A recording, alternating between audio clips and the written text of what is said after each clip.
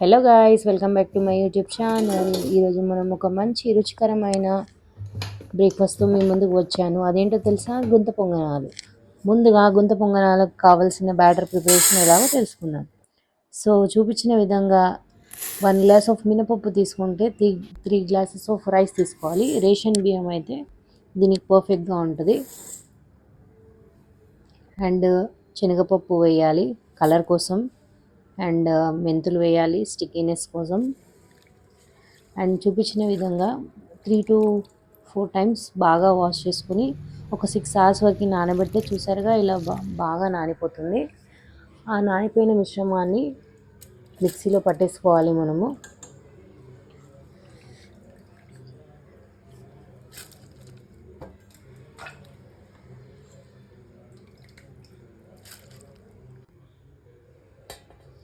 So ఇలా సరిపడా నీళ్ళు పోసుకొని థిక్ పేస్ట్ లాగా చేసేసుకోవాలి. అండ్ ఆ పేస్ట్లో కొంచెం రైస్ కూడా యాడ్ చేసుకోవాలి. దీనివల్ల మనకి గుంత పొంగనాలు చాలా సాఫ్ట్గా వస్తాయి.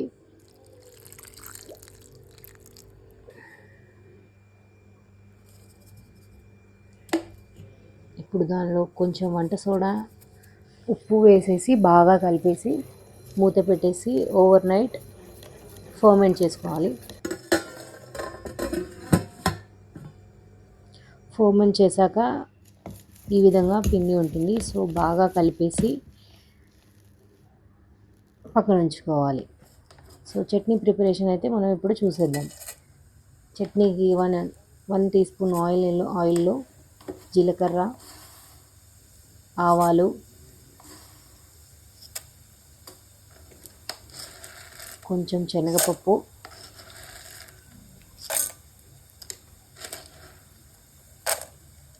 అలాగే పచ్చిమిర్చి,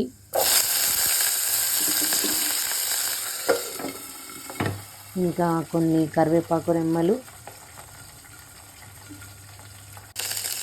వేసుకొని కాసేపు మగ్గనివ్వాలి. ఆ మగ్గిన మిశ్రమంలో కొంచెం చింతపండు వేసేసి బాగా కలుపుకొని పక్కన ఉంచాలి. ఇప్పుడు మిక్సీ గిన్నె తీసుకొని దాంట్లో సరిపడా పల్లీలు వేసుకొని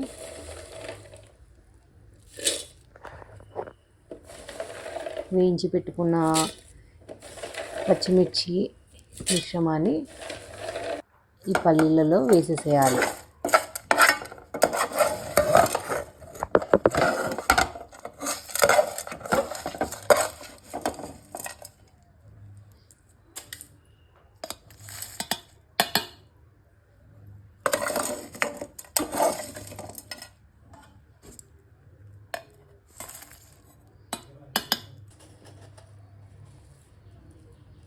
నెక్స్ట్ పోపుకి మనము జీలకర్ర, ఆవాలు, ఎండుమిర్చి,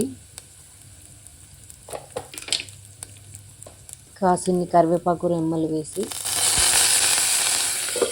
పోపు పెట్టేసుకొని ఇప్పుడు మిక్సీ పట్టుకున్న పల్లి చట్నీని పోపులో వేసేసి సరిపడా ఉప్పు వేసేసి కలుపుకొని పక్కన ఉంచుకోవాలి.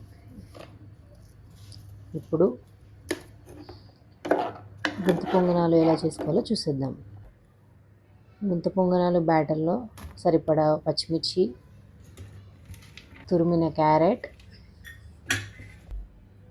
కొన్ని పచ్చిమిర్చి, కొత్తిమీర, కరివేపాకు సన్నగా తరిగి బాగా కలిపేసుకొని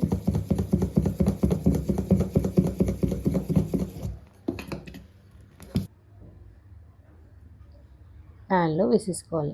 ప్యాన్ మొత్తం ఆయిలింగ్ చేసేసి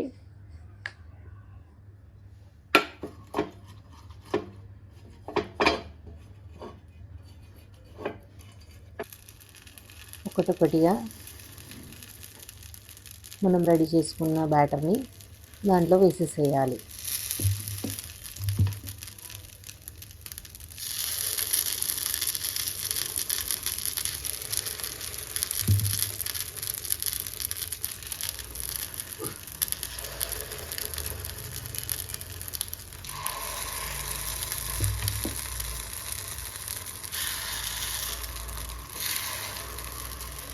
అన్నీ ఇలా వేసుకున్నాక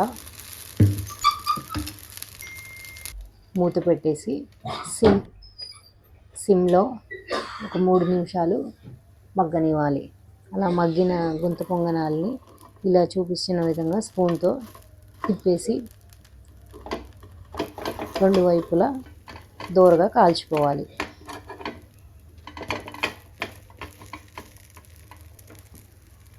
అంతే,